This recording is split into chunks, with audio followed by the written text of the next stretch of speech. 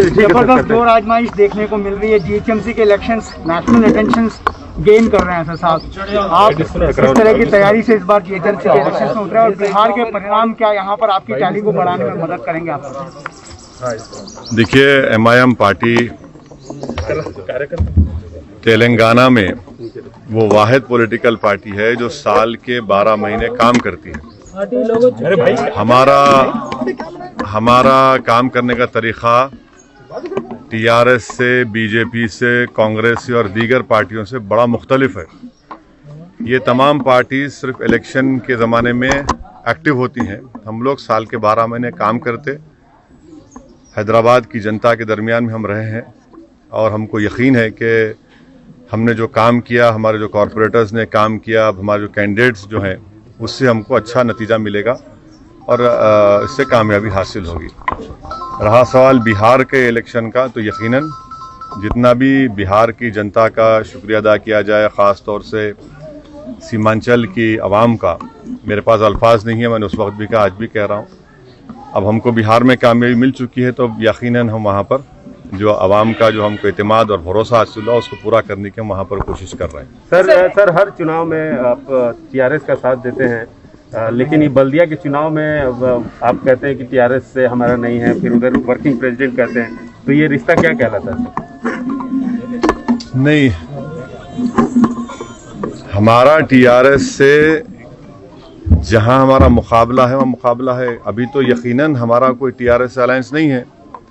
खुद यहाँ जिस वार्ड में आज हमने पदयात्रा की है वहाँ यहाँ पर टीआरएस का कैंडिडेट है, तो यकीनन हम टीआरएस से हमारा मुकाबला होगा।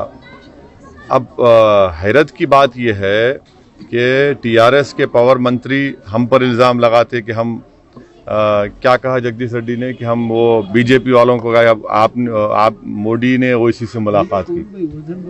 फिर कांग्रेस वाले हम पर इल्ज़ाम लगाते और बीजेपी वाले हम पर इल्ज़ाम लगाते। तो हैदराबाद की एक मशहूर कहावत है कि गरीब की जोरू सबकी भाभी, तो वही हाल हो गया है।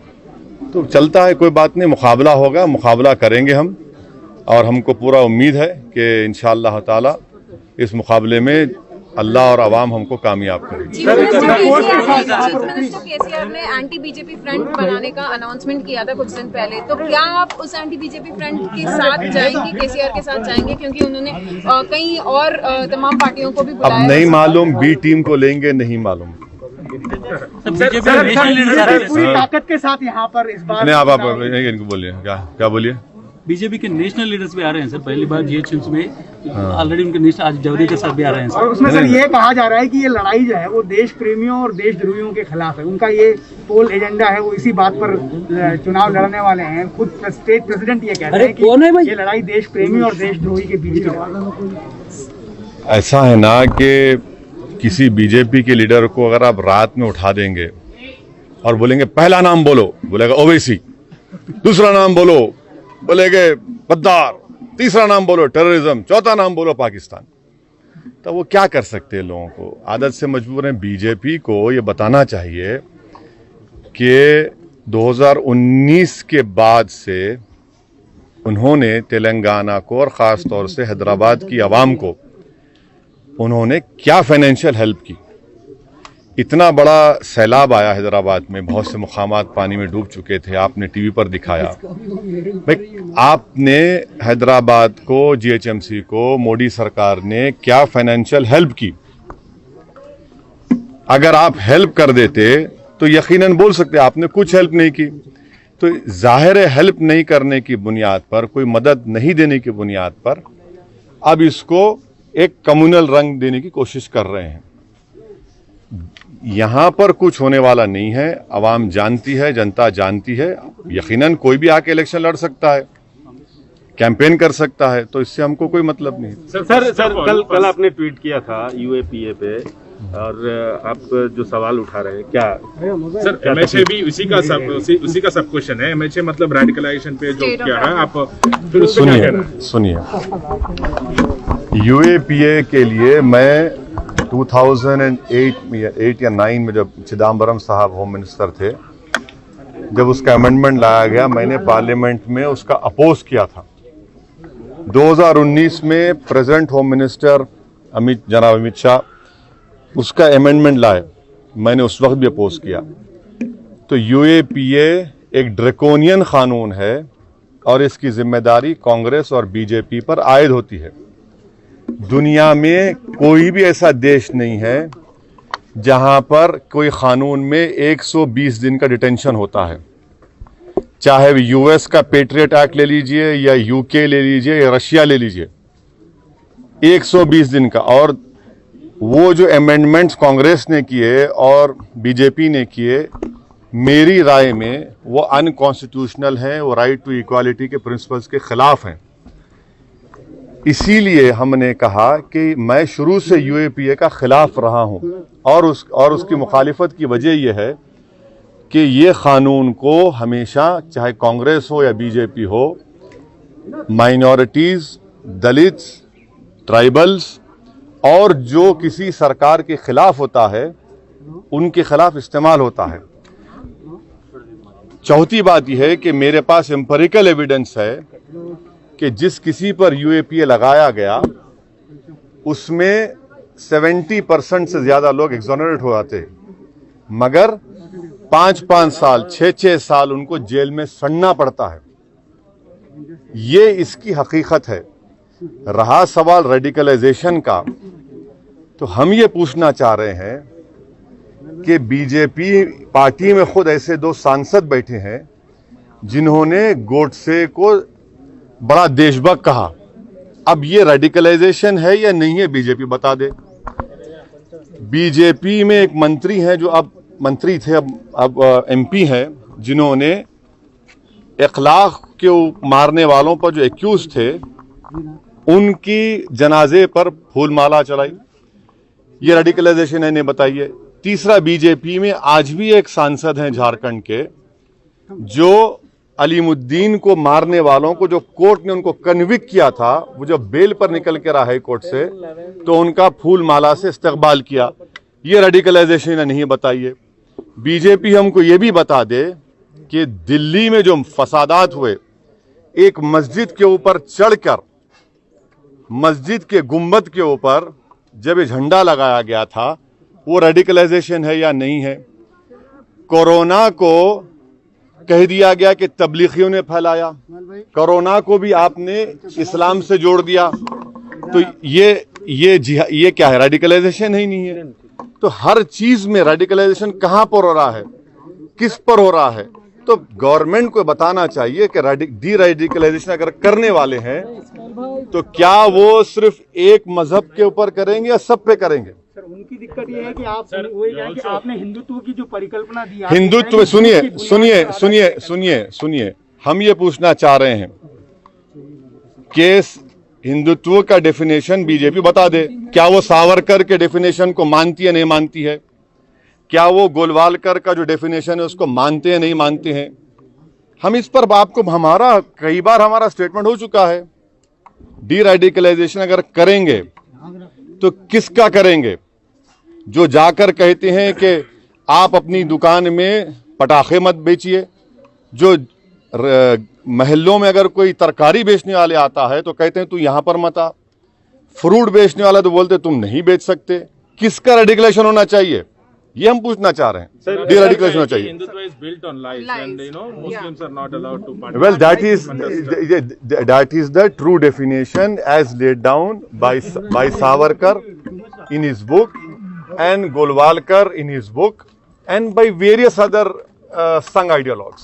सर, वेस्ट बंगाल में इलेक्शंस आने वाले हैं। हाँ, क्या वेस्ट बंगाल इलेक्शंस में आपकी सर, वेस्ट बंगाल, एक मिनट सर, वेस्ट बंगाल के उस सवाल पे हमेशा आप बसते आ रहे हैं जो आपके यूपी के सदर ने जो बयान दिया। यूपी के सदर नहीं है वो हमारे पार्टी के स्पोक्स पर्सन है।